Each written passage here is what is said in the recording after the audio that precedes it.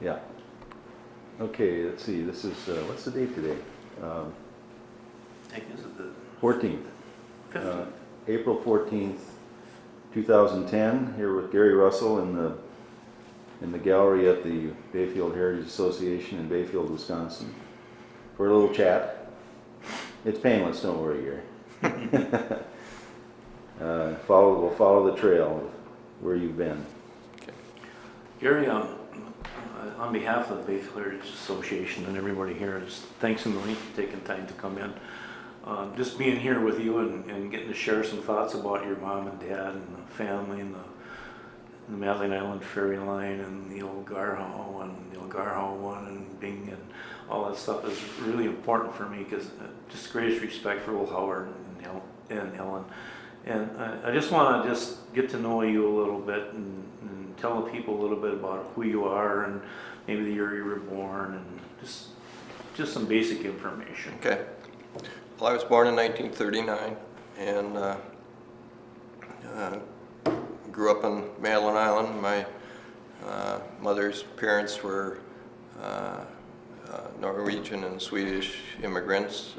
My grandfather on that side worked in the logging camps, and they started commercial fishing on the north end of the island, homesteaded on the north end of the island. My dad's parents were English, both sides, mother and father, and they came over roughly about the same time, late 1800s, and they got into logging and but they're more water oriented. They had my grandfather had sailboat. They did some fishing, but they were primarily up until he got his first gas engine, running little sailing Mackinac type boats in around the bay, but generally between Bayfield, Madeline Island. But there was some way to make a living there, but you had to be a jack of all trades, and so when my father and his brother started in I guess probably in the late 20s in that area, they did the same thing. They had boats that they could fish herring with, like Faithful was one. He had a barge and a tug. Well, the Faithful was a tug, and he did breakwater work and so forth. And then they would haul a car crossways on the back end of the Faithful if somebody needed to get a car across. That was probably once a week event. Otherwise, it was all passenger traffic, and it wasn't probably until right after I was born that in the early 40s that they started concentrating basically on running a regular operation between Bayfield and Madeline Island, which took most of their time. They kind of let go of the other sidelines they had, and although my dad still had a sawmill for quite a while where he sawed lumber for a lot of the homes up on Nebraska Row, Was that on your dad's property where you're living now? Yeah, very close to where. Right back of the. Yeah, kind of where the Bell Street Tavern sits. As I grew up as a kid, there were just piles and piles of lumber, and that was being seasoned there, and most of the lumber in the house that I live in downtown, which my parents built, was lumber that he sawed. It came right off the island. Off the island, yeah. But when he had the barge, he also hauled. I know he hauled some quarry stone off of off of Bass Island, and did breakwater work. A lot of that breakwater work you see on Nebraska Row when you approach the island. He put that in. That riprap along the shoreline and stuff. Probably late 30s, maybe very early 40s, and then you know, by the And we're talking about your dad now, and by that's my Howard, dad. Yeah, Howard Russell. Howard Russell. Yeah. Right. Yeah. Okay. And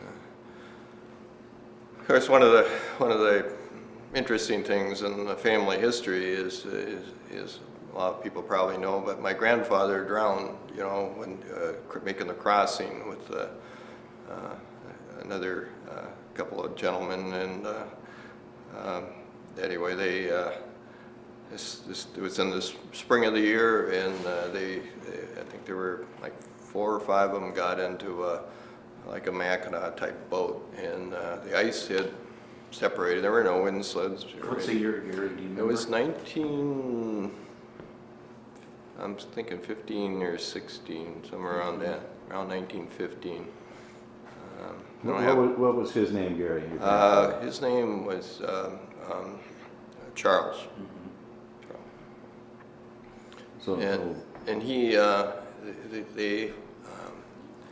they sailed over to Bayfield to get supplies. They hadn't had any mail or supplies for a couple of weeks, and the ice opened up. You know, apparently broke up and started to go out. And when they got to Bayfield, they loaded the boat as heavily as they could, and started back for the island. And the wind switched, and the ice came back, and right off of what's called O'Brien's Point. Sure. They got trapped, and then as more and more ice piled in on them, that thing finally tipped over, and my grandfather and I believe at least one other, I'm not sure it was 1 or 2 others, drowned, but they had no telephones on the island, and they had no way of calling the mainland, where Booth Fish Company had a steam tug that was about the only vessel that could get out there at that time.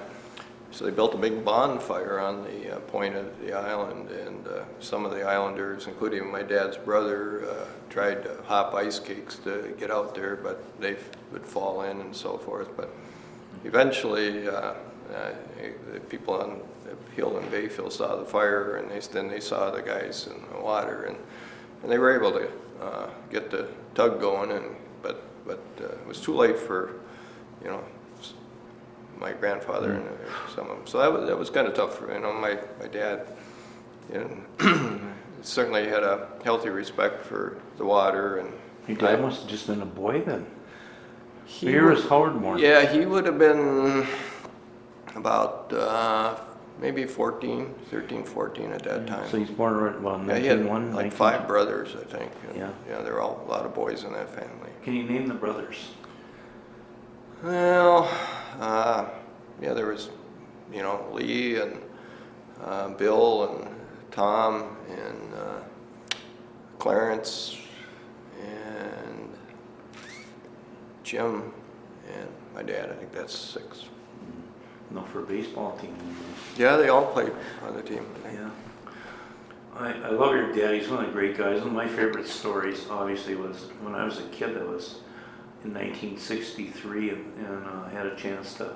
My dad had just taken over the position that Elvis Moe had left it to go someplace, and your dad asked my dad to work with him as, you know, a commercial fisherman. And the first thing, I'm in 8th grade. And your dad took a real chance on this kid, and I can remember him teaching me how to sweep decks and stuff like that, and some of the wonderful stories he talked about on Madeline Island life. And one of the really neat people I got to meet in that experience with you guys there was I had a chance to talk a little bit with Graham Johnson. Can you kind of fill us in on the old girl there a little? Well, that was my dad's. Graham was my dad's mother, and she was, you know, the matriarch of the family, and was, you know, ran like a ice cream parlor and a little restaurant in her house, and she. After her husband was killed in the boating incident in around 1915. Charles. Yeah, Charles, and she married the postmaster on the island, Bill Johnson, and then when he passed away, she married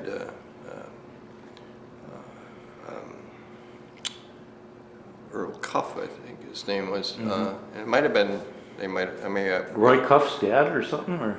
Yeah, but I think actually, I'm not sure if I think she may have married Mr. Cuff first, and then she ended up, I think, with Mr. Johnson, and then they had the post office right downtown across from where the ferry line office is now. I remember, well, in 1916, somebody called in and said that I wasn't old enough to work on the Great Lakes. It used to be the Industrial Commission, so your dad was a good guy. And he must have liked me, and because he put me to work that summer cutting grass for Aunt Margaret and him, and then I got to do all the dock shop type of staining and painting and stuff. But he always used to have me, for some reason, I'd spend time with Graham Johnson up there, and I always remembered her being particularly proud of that English descent, because I think she always had a flag of Great Britain, the British flag in the building there someplace. And I know that at that time in '66, she was like 96 years old or 92 or. And she died when she was 96. And she was very English. She thought that the sun rose and set on the British Empire, as they said, but. Disappointed with the Revolutionary War. And if you suggested that she might be related to the royal family, she wouldn't totally deny it, but it wasn't true. But she thought so. She'd go along with that. A direct link to them somewhere. She was quite an elegant lady, as I remember her, and to this day, for the record, the Madeline Island cookbook, we've always bought those over there, and I still. I use her meatloaf recipe every once in a while. I thought you'd get a kick out of that. Cool. But she came from that descent in line. Gary, what was her full name and her maiden name? Remember that? Her maiden name was Mansell. Her real name was Emma Mansell. And she came over with Alfred Terry from England when she was about 16 or 17 years old, and he was a missionary that came to this area, and she arrived with him. Oh. When she was about 16 or 17. She met, my grandfather, who was, starting to run boats around the area, Charles Russell. So she was born, what, in maybe the 1880s? Well, she'd have probably been, late 70s, or 1875, or 79, somewhere in that, Interesting lady. You get into the ferry boat business, and I sent you I think I sent you an email with a picture of the Idora. Was that the name of it? Did you ever see that one before? Just in the picture, yeah. And it showed the schedule, so we knew that Charles Russell in that period of time, I think it was 1909 or 10 or something. Probably. Like that he actually had a line that went from the mission cottages over to the city dock, into the Bayfield dock, and back again twice a day. You guys have been in business a long time, and I'd kind of like to get into, that's kind of the foundation of, to me at least, of you guys being in the ferry boat business, and transport business maybe is a better word for it. But then you really pick up the pace in Madeline Island. I can't remember even if you had it was just Russell's ferry boats and Nelson's ferry boats when I was a kid. And tell us a little bit about the story of the Madeline Island ferry line. Well, Madeline Island Ferry Line obviously was the merger of two different companies. Nitchua Ferry Line was owned at that time by the Nelson family, and actually the Russell family was called Apostle Islands Ferry Service. Was at that time, and so in 1970 those two merged, but there were always more than one or ferry company. Sometimes 3 or 4 of them as you go back into the early 50s or 40s. You know, different people did it part-time or whatever, and certainly there were different ones that went around the bay. I think what we saw at the end of the 60s was that the capital investment in these ferries was pretty significant, and the island was, some big changes were going on over there. The Ted Gary family development, the golf course, the marina, and so forth, was putting a lot of pressure on the system. Big Bay State Park opened in the 60s, and the Apostle Islands National Lakeshore was, in the process of starting. So there were a lot of things on the horizon, and we knew that, we had to have the capability to grow probably pretty fast, and we couldn't do that if we were spread too thin, and so we managed to put a deal together to merge those two companies, and we're been going for about 41 years here now. So Yeah, Jesus, time flies. a lot of people didn't think it would last 1 year. Well, yeah, 5 minutes. So who specifically was involved in the merger from the two families then? Well, it was Harry Nelson. It was and his wife Doris were the primary owners of Nels, the Nitchua Ferry Line, and Harry had a lot of other trucking companies, and he had a barge and tug operation, and my dad and I were the principal owners of the other company. Mm-hmm. So you got together in 1970. What year was the Queen completed? The Island Queen was built in 1966, and the Nitchua was in 1962. And the first boat that Madeline Island Ferry Line built or acquired was the Madeline, which was 1984. So a little while after, the merger, before we actually laid the keel on a new ferry. So you were running two ferries to start with?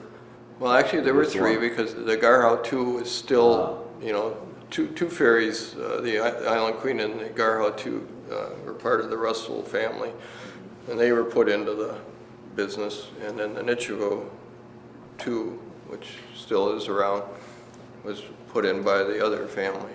So that we had 3 boats. Oh, you did? Mm-hmm. I can remember Howard telling me in the Garrow, go down and throw the compressor in now. He said, remember that, Gary? You had to go down and throw the compressor in. Do you remember those? I have a lot of fond memories of it. All the Volkswagens were kind of saved until the last 2 vehicles in the boat. And you always parked the Volkswagen up underneath the steps there as they were going up, and you got one more car in. So at that point in time, you could get 8 on that boat. And then the Island Queen came along, and boy, was that an eye-opener for this kid. I thought that was the biggest boat I'd ever seen in my life.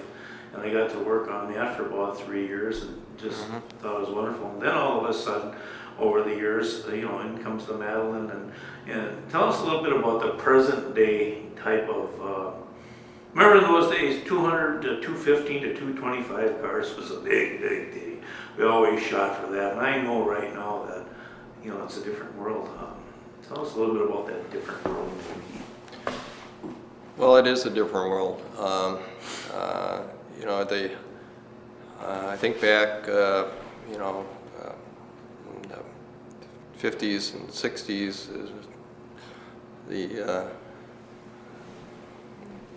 the people that we were able to hire, we looked to the fishermen, like your dad, Julian Hanson, and Elvis Moe, Bud Bodine worked for us.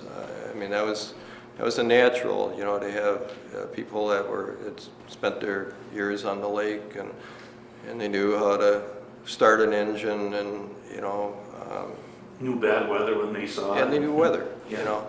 and that's basically, you had to have some common sense. You had to be able to understand the weather and you know how to run an engine. And I think that is one of the things that has changed so much, because I'd say in the last 25 or 30 years, the computerization of everything, everything's electronic, the engines are electronic, the pilot houses are ringed with gadgets from GPSs to, all sorts of monitoring devices, and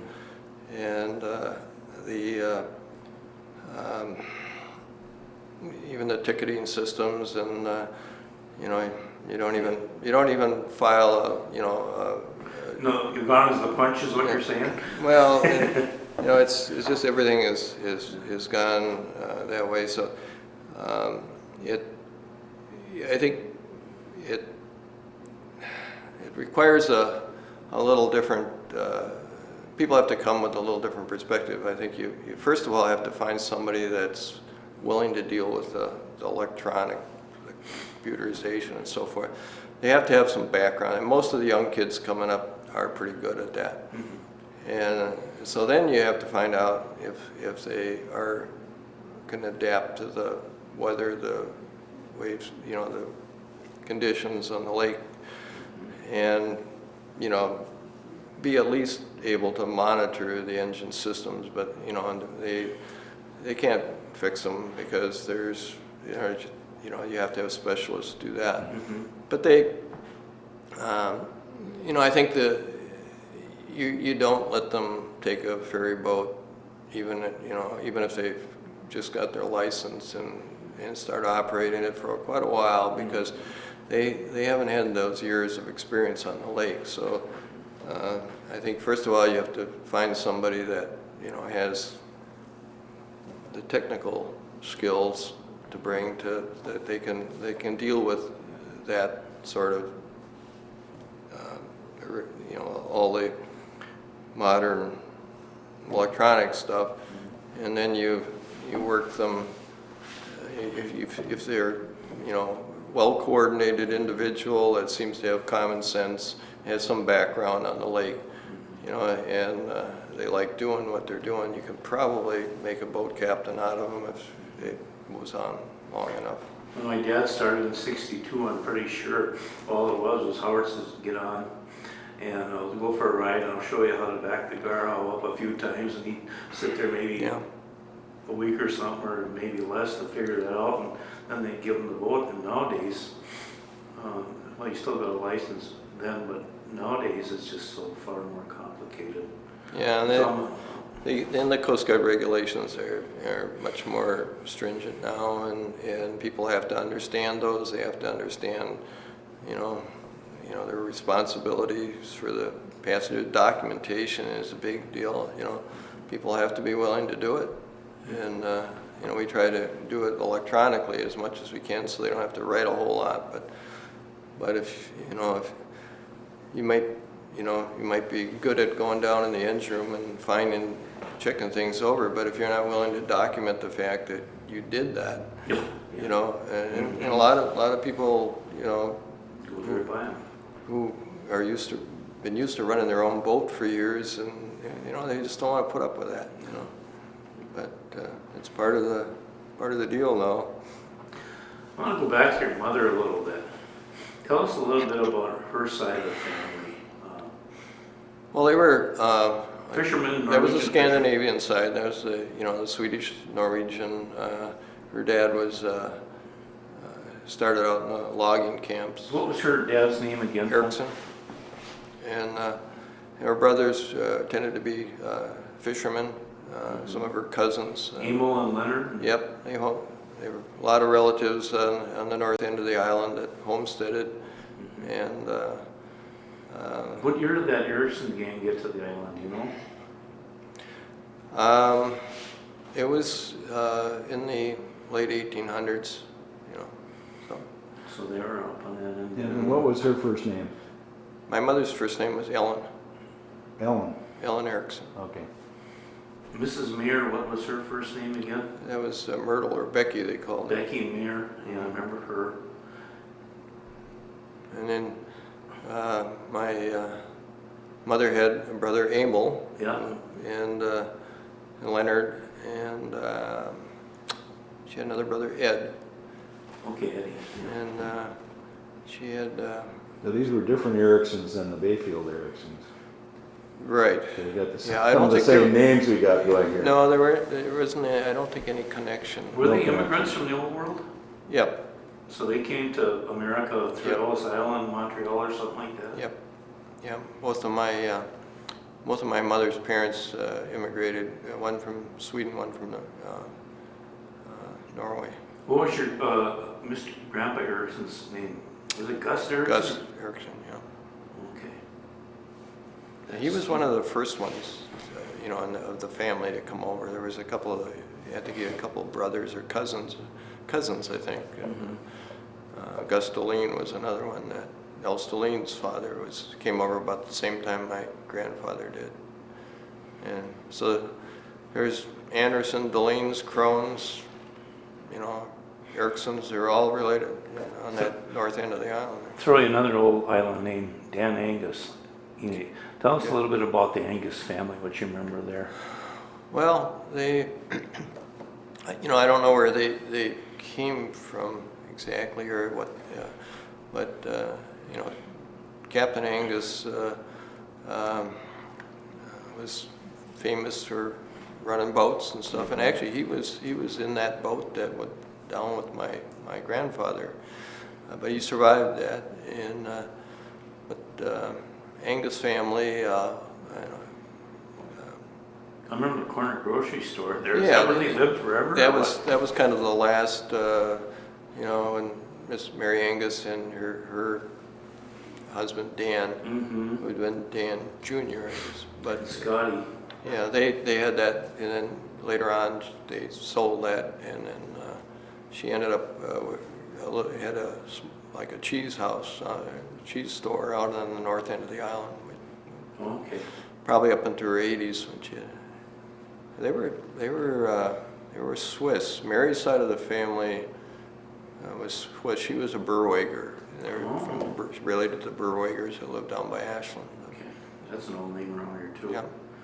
I know you got a brother. Can you tell us a little bit about your brother, Howard? He, my brother, like me, grew up on the island. We all went to Ashland High School in those days, and he went in the Army for a while, and then he was stationed out in California in the Army, at a weather station, I think, out in the desert.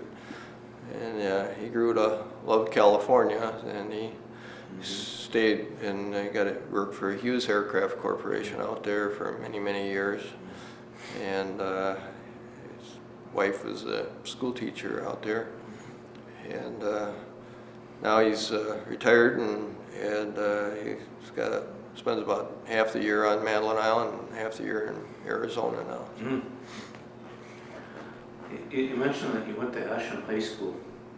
Can you tell me a little bit about what it was like to go to the island school, what it was like in those old days, Gary? I want people to know a lot about that island school. It's a really important piece of history there. It was a two-room school when I was there, and I can't remember exactly how many children are in school. I'm guessing there was probably 25, 30 probably at the most.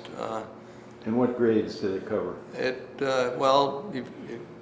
Originally, when my mother went to school there, it was, I think it went to like maybe the 10th grade, or, I think she even went to high school, finished high school in Ashland. But there were quite a few Native American kids when I was growing up, so, the school population on the island was, much more Native American than it is now. All in the Waggle kids in that Yeah, game. yeah, and there were Gordons and there were Kadats and so those kids were the kids I hung out with, but we would go to Ashland. We'd board in Ashland. You couldn't get back home. Even if you went to Bayfield, you'd never get back home at night in the wintertime because you didn't have any wind sleds, and the ferry boats, 2 inches ice and they were done. So there were long stretches where you couldn't get back and forth. So, for whatever reason, Madeline Island, was in the Ashland School District for many years. In Ashland County. And that's probably, there was probably originally some relationship between the county and the school district. I don't know, how it got going, but it was a good thing to change when they did. Tell me a little bit about who your teachers were. Well, I had the same teacher for all 8 years. I had Agnes Cadot, who was kind of a legend on the Irish She's grade. an institution. She's beyond a legend. Yeah, she was very good with the kids, and she was, I believe that every kid, deserved a name, and so, about the worst grade you'd ever get out of her was a B. And I remember getting a B in penmanship, and I still am a terrible writer, but that was, she would. I remember the superintendent from Ashland, Mr. Bassford, would come over, and she'd say, "Now I want you to look around the room here in school." She said, "They're all wonderful students, Mr. Bassford." And she kind of nodded, and she made us all feel like we were King of the Hill. good, good students, and that's probably wasn't all that bad. Some of them were not as good as students as the others for sure, but because the classes were so small, I think she was able to give a lot of one-on-one, and A lot of people, those old country schools like that, what they did was the teachers were really slick and sharp. They would teach the first graders well, and then by the time they're in second grade, they would use the second graders to help the first graders, and you got a marvelous education that way out of that whole deal, and everybody became an instructor in the class, which is quite different now, where you have one matriarch or patriarch professing in front of the kids. In those days, it was kind of a really interesting system that seemed to work pretty well. Were you ready for Ashland High School when you got there? Oh yeah. It's. I think all the kids did pretty well over there. I think some of us had a better time. Some of the kids, being away from home when you were a freshman, there's a lot of responsibility. A kid in those days. And we went home on weekends, so we weren't like as into the Ashland scene as much as some of the other kids in town, and So would families put you up? How did it yeah, work? I stayed with relatives most of the time, and those How about Bud and Mike Nelson and those guys? Where did they stay over there? they They're a little bit younger maybe, but yeah, I'm not sure exactly where they stayed, but these were times when I was there is when the Ordocs were really economic. They were on the downhill side. The mining and and the Iron Range in Michigan had just about tapped out, and Ashland was in a pretty severe recession, and the population was dropping, and so there were some good families and people that needed extra money, and they were willing to take kids in, which today they probably wouldn't bother with, So I think we were pretty lucky at that time, that you could find places, and but. Did you play any sports, or did you do anything over there, or you just go home and work for the old man? Weekends is about it, I think. Well, I played a lot of intramural sports. Actually, I played my senior year in high school. They were short on the football team, so the coach recruited a bunch of us that hadn't played before. So I was on the football team at Ashland my senior year, so. Did you come up at then or what? Yeah, all right, you know, I think I still got an ache or two in my back from that, but Yeah. it was fun. I remember you playing tennis when you were a little bit older. Did you play tennis in high school or? Just, you know, just for fun, you know. So I bet you I hit the nail right on the head where you came home on weekends and worked and stuff like that. You know, for on the Fairy Lights. Tell me some of the old family names that you remember coming across as a kid. You'd see routinely. I know that my wife's family, the Brainards, Sure. rode that boat from 1950 to still. Mhm. I mean, some of the old island names you remember. Well, you know, Ross's, Marty's, Capsters, Bennett's, Keith's, Griggs's, of course, the Woods family was a big one. I don't know if I mentioned Ted Gary's family, Ferguson's. Nebraska rural people. Yeah, O'Brien's obviously was big Yeah. family. You know. There was a period in time where all was not well with the two competing companies for business in Bayfield. Remember, I don't know if it started back with Seaburger. That can you tell us a little bit about some of the rifts that your dad may have had with that group, or? Well, you know, How did that all unfold? I remember when I was a kid, it was darn it anyway, and we'd race to Bayfield. And well, I think the competition was intense, and you know, and I think sometimes it was good natured. I think they just enjoyed playing the game. I see. You know, and you know, it's like any small town. You know, on the island. You know, an island is the smallest of small towns. And these guys all lived on the island and probably hung out in the bars in the evening, and so you know it had extended families, and sometimes it was the extended family that caused more of the problems between the families than actually the boating operations and stuff like that. But it was kind of interesting. I remember you had Grandpa Russell and then Howard in the 40s and that group, and then did they have competition at the early stage? I mean, because you had the Faithful and you had the Bing and all that I stuff. think there was always competition, you know. So and there in was fact, always another group. oh yeah, you know, I think the only time my dad didn't have competition was during World War II. I think I think Leonard Seaburger went into the Navy, and from like 1941 to 1944 or something like that, there was only one boat company. But then as you went back further and back into the 30s and 20s, there were several. You know, there wasn't just two. There was 3, 4 of them. You know, that served the old mission in, and they not only came from Bayfield, they came from Ashland and around. You know, so you know it was smaller, but probably more competitive, and somebody may only run one day a week or Special shuttles type of thing. yeah, and that was a lot of it was like more about special trips. You know what I mean? See, in the 30s, my mother worked at the old mission there for, what was their names? At the mission. Solomons? Yeah.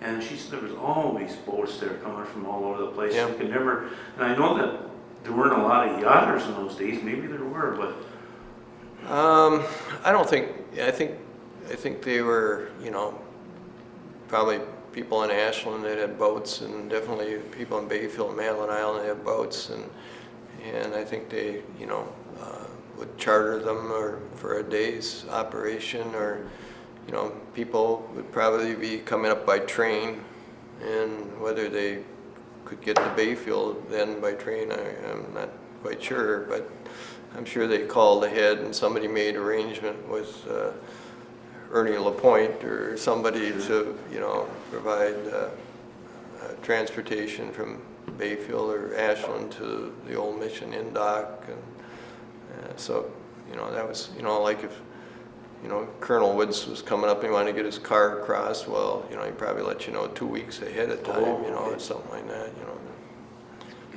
Gary, can you trace the names of the ferries back as far as you can go? I You can said trace 3 it or back as 4, far as or I 3 can or go. 4 you know, I'd like to get just kind of the continuous record of, you know, You which know, ferries ran when. And, You know, I can only, you know, basically, you know, just in my lifetime, I'm not real good. Yeah. There were so many of them, different ones back, going well, back. in your lifetime then.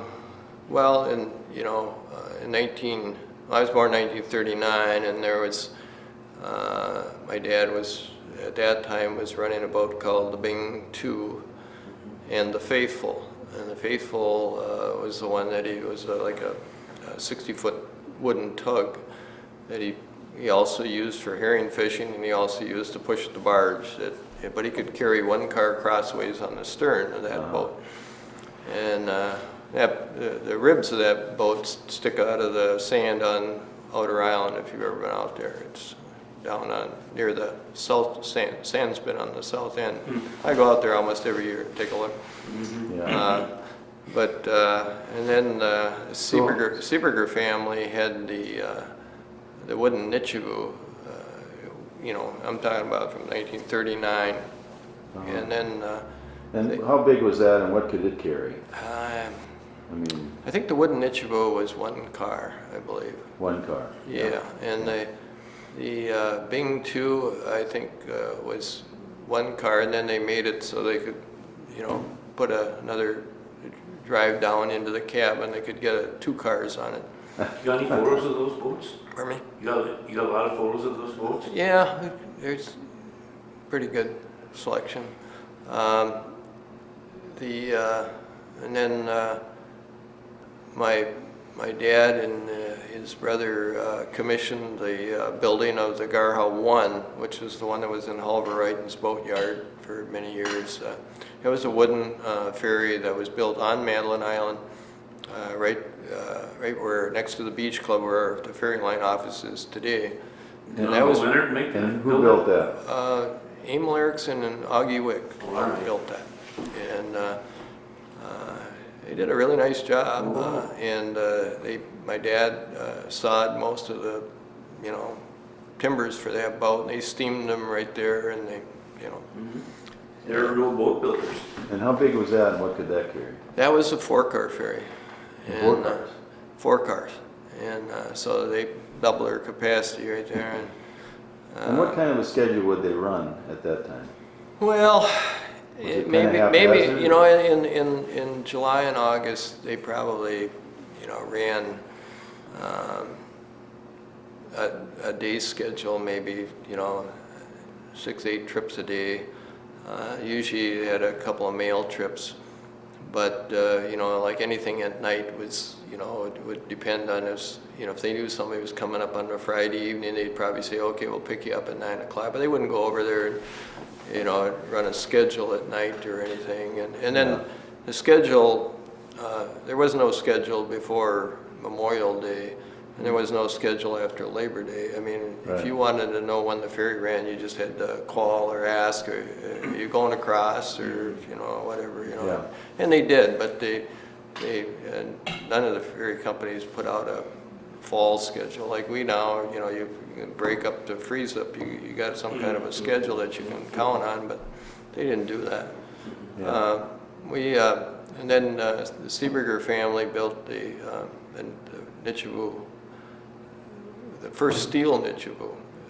There was a wooden Nichibu, then they built the steel Nichibu in 1946. You built her up at Fraser's? They built it at Fraser, and it was a 4-car ferry. And that was the Where's Fraser's? That was the first steel ferry that was on the run, and that later became. Gary, where is Fraser's?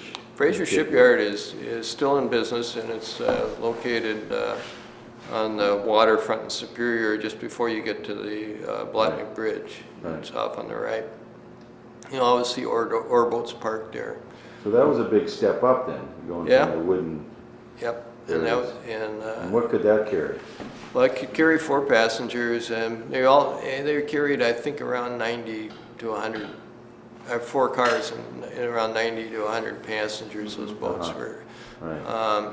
So the Seeberger family had that one, and then the Russell family had the wooden garhow, and the night, having the steel hull was kind of a nice thing in ice, even though the wooden hulls were clad with steel or metal sheeting, but it still wasn't as safe as in the ice as a steel hull.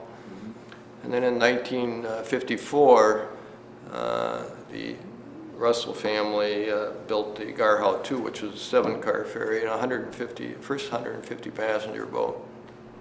Where was she built in Two Rivers? That was built by Schwartz Marine down in Two Rivers. Was that steel or wood? That was steel. That was steel. Everything after the first steel Nichibu in 1946, everything was steel after that. Right. And then in 1962, when Harry Nelson had taken over from the Seebergers, he had the Nichibu II built up at Fraser Shipyard in Superior. And that was the first off, either end, kind of like a double ender, but in the ferry boat trade, a double ender is more like the Bayfield, which doesn't turn around. The Island Queen and the Nichibu are not true double enders, even though they load over either end. They've got a bow and a stern ramp, but they have to turn around because they only have power on one end. Gary, when your dad had the Garhow II built, did Elvis Smoke come to work for him right then and there? Pretty much, Pretty close, yeah. I knew Because that. it had a Collenberg diesel in it. That's what I was thinking, Yeah. and I didn't know if your dad was a Kallenberg man by that point in time. Well, he, for some reason, I think the Collenberg company helped finance that, the engine installation and the prop shafts and all that. Sure. Separate from the boat, and I think that is, they would do that with the fishing boats, tugboats and stuff like that. They were pretty good at it. And but it took a certain type of mechanic. So Elvis Smoke come over from Booth in the old Apostle Islands. Had the Kallenberg in it, so it was probably a good fit to have Elvis down there as oiler and engineer and that type of thing. And then I remember you guys must have changed over to Cat. We changed to Cat, Yeah. Yeah, the Kallenberg was, a very slow turning, direct reversing diesel. It didn't have any transmission. You just turned back, only turned about 350 RPMs, and it was a very tough piece of machinery to train somebody how to run. I mean, if you grew up with running a Kallenberg and a fish tug or something, and there were a lot of them around, but if you didn't, and you could get into a lot of trouble, because of the slowness from reverse to forward or forward to reverse. You couldn't just shift like you can on the other types of engines. So. Yeah, you had to watch your air was up and all that stuff. Yeah, there are a lot of things that could make your life real interesting. But fun stuff. Yeah, and then we built, of course, the Island Queen in 1966, and then. Where was that built? That was in Fraser Shipyards again, and then. What capacity was that? That was 15 cars and 150 passengers. Yeah, so really stepping up. I was there the days that Howard and those guys tied her up at the dock. Remember, that's before they had the breakwater down there. I was so impressed with that boat. It was just unbelievable. And then I got a chance to work on it too. It was like a dream come true for a kid, Yeah, that was it still is one of the best ice boats on this end of the lakes, It's a really good. Did you ever have to change the hulls on or anything, or did you, they only get so many ice hours on them. Well, any boat it was built in '66, so the Nichibu and the Island Queen are both approaching 50 years old. So, you get, because of fresh water, clean water, those hulls last a long time. But you get road salt. Cars track road salt on, and the road salt gets down around the hatch covers, and it gets into your hulls and stuff. And So you get corrosion, and as the hulls age, you tend to have more hull work. Little electrolysis once in a while too, that Yep. type of stuff. Be careful of that. Yeah. In 1984, we built launched the Madeline, which we started our own little shipbuilding operation in Washburn in conjunction with the new marine facility they had over there, and which was kind of an interesting venture for us. Who was your crew down there? Well, it was Arnie Nelson. Big Arnie was the foreman on the job. We hired a guy who was taught shipbuilding at Sturgeon Bay. The architect was from Sturgeon Bay. So this guy from Sturgeon Bay came up, and he lived in Washburn, and he was the superintendent of the whole thing. And he told us what equipment we needed, and you want me to stop?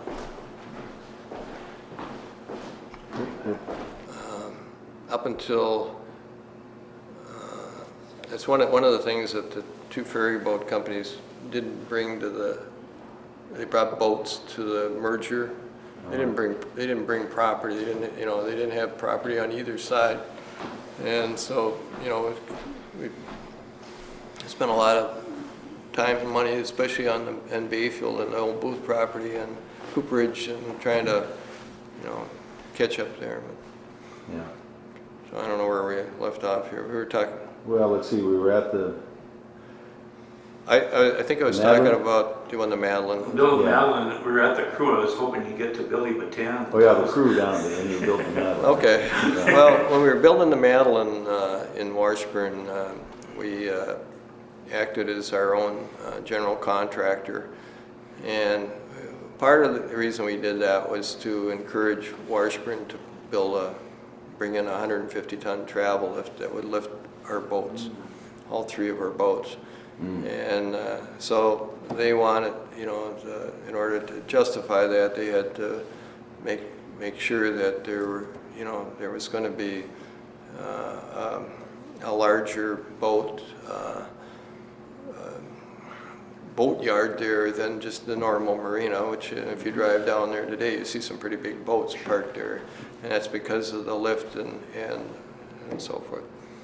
So anyway, I had an architect that was going to design that boat for us, and I threw out that possibility of building it in Washburn, and Washburn had a history of doing that because there was another ferry boat built there back in the 20s or something like that, that not many people know about, but there was one, and it went out east someplace. Not quite as big, I don't think, but and he had worked with a tug operator down on the Illinois River who had built his own tugboats, and he built them with the hull upside down, and then when he got the hull done, he flipped the hulls over, and then he put the mechanical equipment in and built the superstructure. And so he said, yeah, I think we can do it. And so he's the one that got me the fellow from the tech school down in Door County. And there was a time when the shipyard business was in a real depression. The Fraser shipyard was shut down.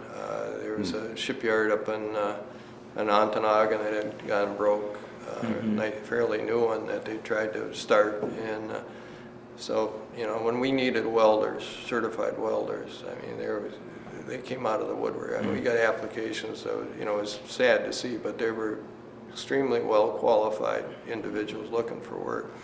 So we tried to find people in the area, and we also used some of the ferry line crew, like Billy Batan was there. He really worked down there for 2 years, and one of the fellows, the welders from Washburn, Bob Devine, had been laid off from Fraser Shipyard, and Bob lived in Washburn, and Bob worked on that whole project, and then when he got done, still wasn't called back to work at Fraser Shipyard, so he started, working on some projects for us, and eventually he said, "Well, A good man like that, a welder like you would be good to have around, but you need to get a captain's license."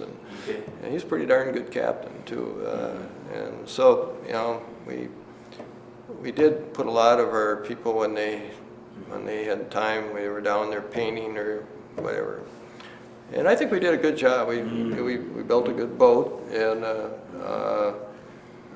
Proof's in the pudding, she's still floating. yeah, and I don't think I'd ever do it again. It was like running a shipyard and running a ferry boat company at the same time. It was just it was a good thing I was a lot younger then. So what was the launch of that boat like? Well, it actually got launched twice.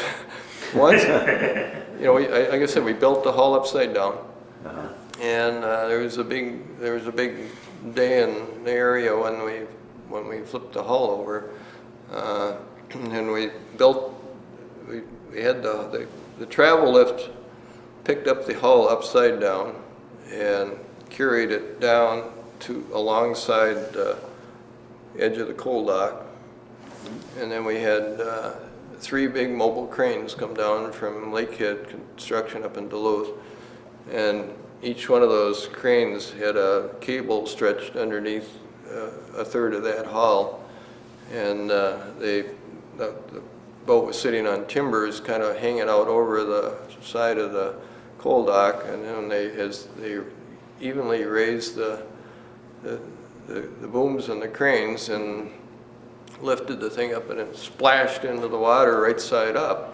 Oh, boy. And then we towed it around, put it in the travel lift hull, or hold, picked it up, brought it back, and bunkered it on, and then we finished the boat and put all the engines in and the superstructure. So it was after that launch, it was about a year later before the final boat was ready to be launched again.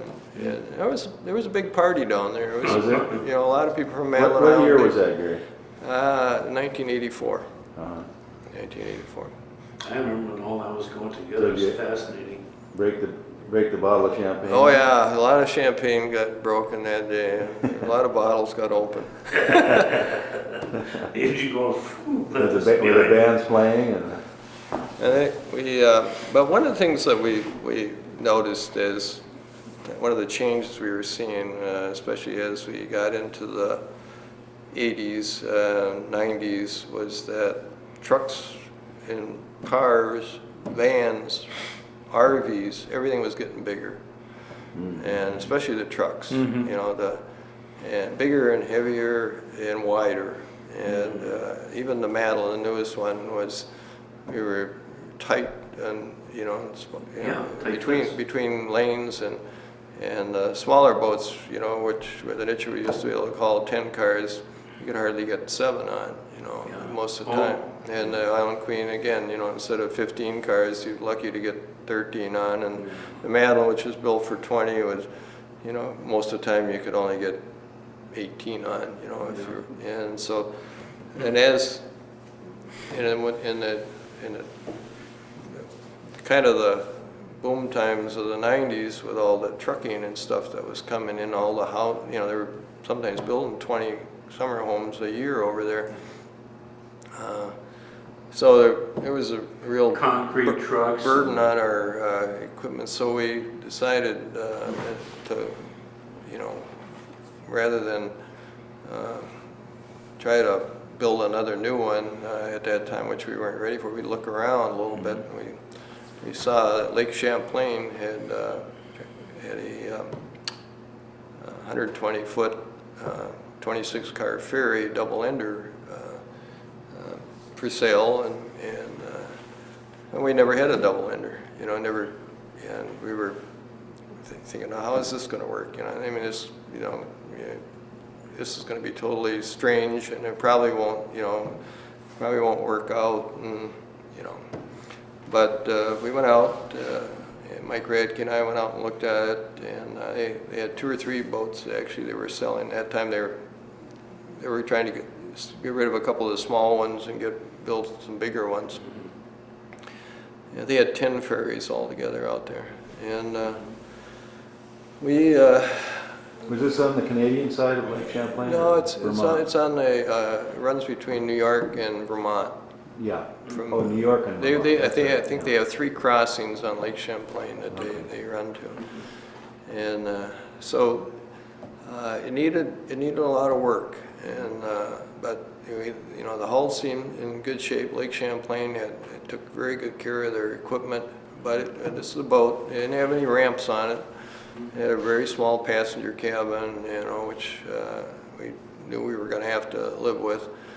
But we were looking at this as more of a summer boat, and we knew the upper deck was very small. But we thought, you know, if we got good ramps on this boat, and mechanically it was in pretty good shape, and we built a much bigger upper deck on it, we'd have a really good summer boat, and we'd be able to haul those heavy loads and move a lot of traffic. So, Well, I'll tell you, I remember when I was a kid there, Gary, they'd be parked up just around the dockside. Now I've been over there and you see cars parked halfway up to the schoolhouse up there in that area, so yeah. I know where you're coming from. And I'll tell you what, you know, with the boats that we have now, they can move 70 cars an hour. And so when you were working there, we could probably move maybe 15, 20 cars an hour. So if you were in that line that you're talking about versus the line that we're talking about now, you probably were in a longer line. You're probably sitting there longer. Yeah. You know, it's so because the Bayfield increased their capacity by about 40% for vehicles, and it made a huge difference. And What's the name of the Lake Champlain boat? You bought it it was called the Charlotte. when you bought it. Yep, they pronounced it Charlotte. Uh-huh. And then you changed it to The Madeline. I'm sorry, the Bayfield. the Bayfield. The Bayfield. Right. And how'd you get it back here? Well, after Mike Radke and Phil Peterson and a couple of more of our crew members. Pretty sure Phil was on that trip. And 4 crew members from the Lake Champlain Company took it through the Erie Canal. And they took it down it was down to Albany. I'm trying to think of what the river there is, and then they hooked up with the Erie Canal system, and then they got it to near Buffalo area, and then they got into Lake Erie, and then it went to Toledo, and it spent the winter in the early part of the summer in the shipyard in Toledo, Ohio, where we had the work done on it. And but I think the crew really enjoys the double-ended. You know, it's just like having a bow thruster when you come in. You know, and it's actually one of the easiest boats to teach people how to run. You know, they're much. I know, because I think they're always looking. They're not looking back. They're always looking straight forward. They good visibility. And as long as they take it easy, that boat will, move sideways, it's whatever, because of the props on both ends. Sure. So it's worked out really, really well. It's not an ice boat at all. So it's, it just runs during the, it'll probably start running in a couple of weeks now because it's early spring, and then it'll run till probably middle of November. So right now you're running how many ferries in the summer? We're just running the 2 small ones because we're still fitting out the 2 big ones yet. And right now, but in the heat of the summer, what do you? The Madeline and the Bayfield run the bulk of the schedule, and then the Island Queen is more of an extra boat, or if we need to do maintenance work, we'll put it on. And then we still use the Nichagoo on like 4th of July weekend, or if we have some special gas truck to haul. We keep it over on the island every night for emergency runs, for ambulance runs, Mm-hmm. and yeah. Quick question, what happened to the old Garo? The 7-car, the steel one? Yep. Okay. My boat. We sold it to, right around the time that Madeline was built, around 1984 or 5, I think it was about 1985. We sold it to a fellow down in Chicago who took the pilot house off. He decked over the entire back end of the boat, which was open, and he put a little pilot house way up in front, and he called it the motor vessel Chicago 2, I think he called it, something like that. Have you seen it recently at all, or? I haven't seen it. I don't know if it's still running. And interesting enough, it was down there at the same time that the first steel Nichua was down there running in the harbor too. So the Garho and the Nichua ended up in Chicago. Isn't that interesting? Fate. And the guy that bought the boat from us was the state senator in Chicago, in Illinois. Oh. Old friend of the original Mr. Mayor Daley. Oh, really? Real character. I'll bet. I'll bet. So he used it basically as a pleasure craft. And, No, he ran party cruises with it. oh, party cruise. I Yeah. see. Oh, okay. Yeah, I don't know, he'd take a group out at 10, 11 o'clock at night, and then he'd bring them in at midnight and take another group out until 2, 3 o'clock in the morning. I asked him, I said, how can you possibly do that? I mean, don't you have a lot of drunks? And he said, oh yeah, he said, but I got these big goons I hired. He said, they beat up on them if they get out of line. Was that right? A very fond memory I have, obviously, it was, I remember coming to Bayfield and backing up the old Garhow and the roller skate rinks going, and the Friday night kids from Little Point would come over to the show house, that type of thing, and then you're getting to be a pretty young man then, and then I got a flashback just now. You walking down the dock with 2 little kids. Okay, we know you got a family. Can you tell us a little bit about your family and where you went? I know that you got through high school there, and then I know that you went to university.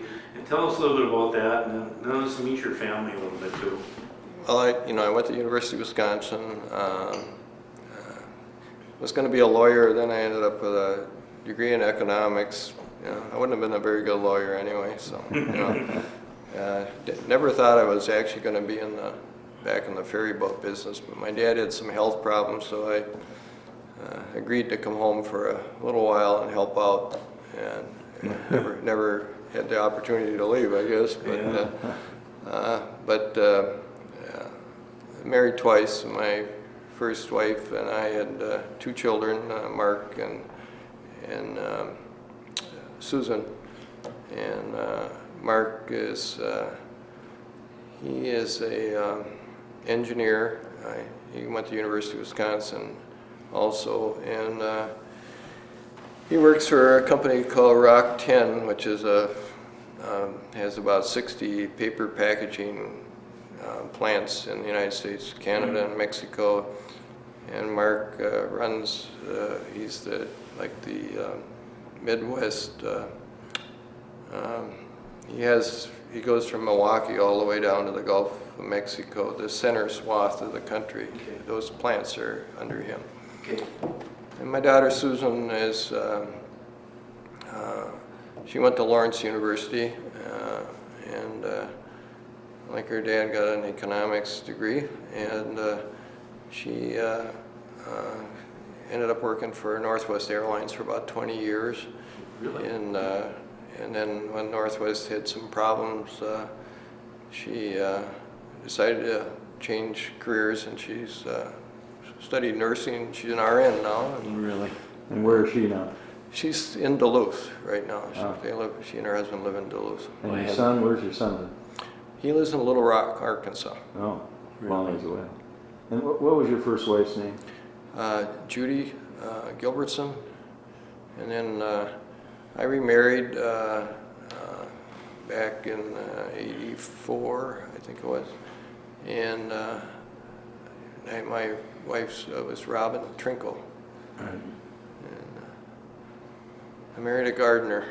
Yes, you did. She didn't tell me about that beforehand, but she has quite an impact on the island, and she's got a lot of gardeners blossoming over there, and she's got a big garden of her own, a big yard, lots of plants. She's a master gardener, and Beautiful garden. she's worked. I know you've probably seen down around the information station and around the ferry landing and stuff. Sure. She started fixing that up pretty good. Okay. So Bayfield's really coming alive with a lot of gardeners and stuff. So it's, she has a lot of friends over in Bayfield that she works with. Some guy came in the office the other day and told her that he was bringing 60 master gardeners to Madeline Island in September, and he wants her to speak to them and show them around Bayfield and Madeline Island. So she's all psyched up about that. Oh, that's great. It's kind of an honor, actually. Yeah. To do that. Now, who are your captains now? Who works for you now? And then let's go back a little bit to. Well, right now we have I think about 12. Put you on the spot. Yeah, I don't know if I'd miss somebody if I tried to name them. You got some women driving Yep, captain. we have, right now we have 4. Yeah. We had 5, one of them found another job a couple of years ago, but right now we have 4. Who was the first woman captain? I think the first one was Denise Anderson. Don Anderson. Yeah, Don Anderson, Bayfield girl. She got her license the last season. Before she got her teaching degree, and she went off to be a coach. But I'm sure someplace in her coaching office she's got her ferry boat license on. So she really didn't. She got it towards the end of the summer, and then that was it. Joni Vaughn was really the one that broke the mold, and Joni's a very good captain. He's still a captain, right? Yep. Yeah. She does some other things for us. She does the work schedules for all the Marine employees, and she's very, very good.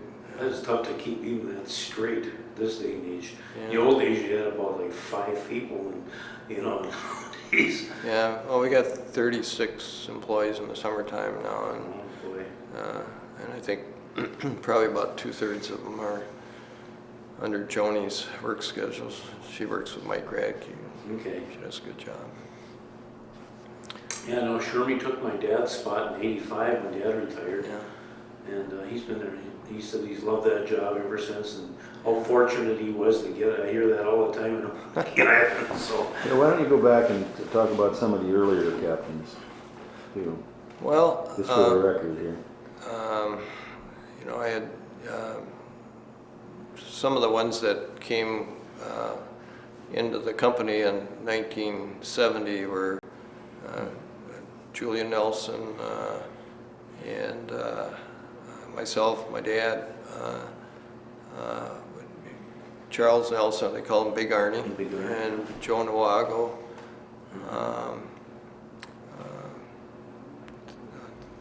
Harry Nelson, of course, he died mid-70s, but he was a captain too.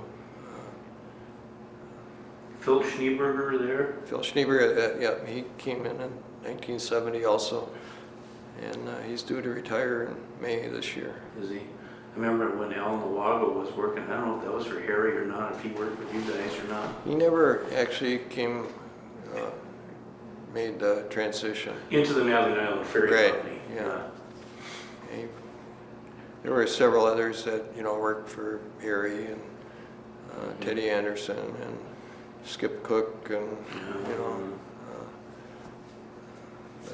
I kind of lost track for a few years. Bud Bodine was captain for us for a while. He got his license. And do you still run the boats? I don't, not very much. You know, I do if, You still got a license? I still got a license. Uh-huh. You know, we got a lot of captains, and you know, generally this time of the year, if you go on the boat, there's 2 or 3 captains working together because you know we tend to keep the captains busy in the spring and the fall. They do maintenance work, but you know they get seniority and you know hiring and callback and stuff like that.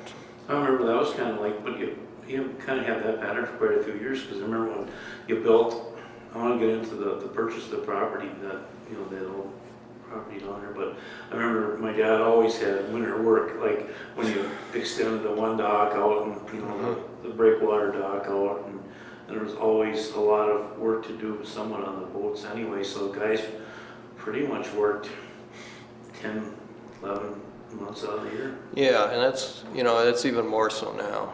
We have, you know, more boats, more machinery. More to do. You know, some of the boats are getting older, and more maintenance on older boats.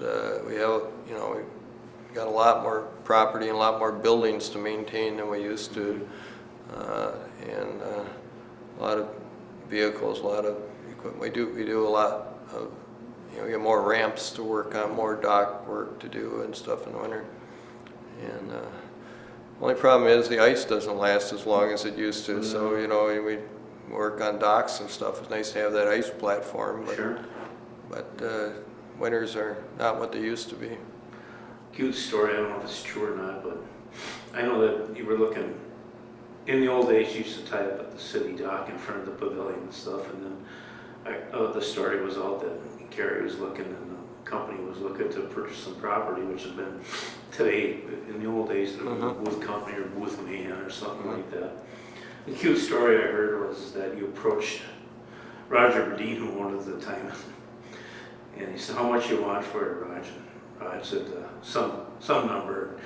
And I heard this story. He said, "Well, Gary Russell, do you want that much?" And Roger Dean looked and said, "It's only money, Gary." Is that a true story? Or? I wouldn't be surprised. I know Roger pretty well. Only money, Gary.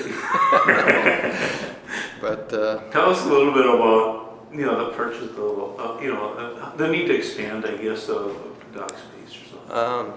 well, Harry Nelson and Roger were pretty good friends, and I think Harry did a lot of that negotiation I think I kind of, you know, finished the negotiations, but, you know, Bodines had purchased the property from Booth Fish Company, and I think they basically bought it so no other fish company would start there, and they, you know, didn't really, and the buildings were in terrible shape. You know, they were all torn up by the storms or whatever. The only one that was really halfway decent shape was the herring shed, we call, which is now the terminal building, and so we, you know, in 1975 or 76, I think it was, we, Bodines, I think, had it for about 7, 8 years maybe.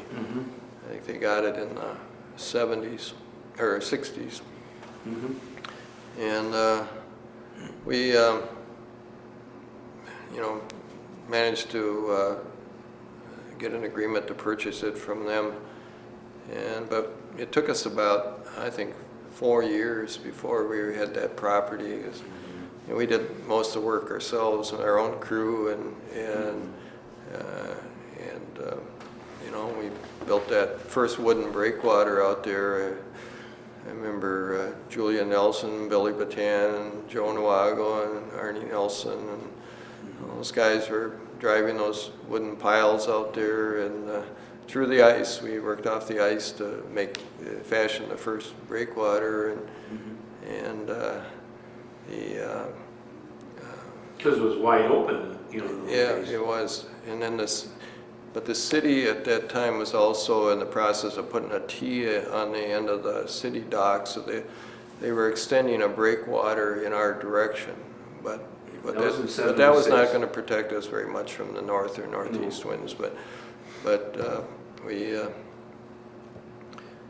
we we then, you know, was about, I think it was around 2000, something like that, that we bought the other property from Bodines on the north side of The Cooper building. Washington Avenue. So we bought the old depot building and the Cooperage property, and which gave us some parking area, and we wanted to, you know, make sure that you know, we could do what we could to help preserve that history.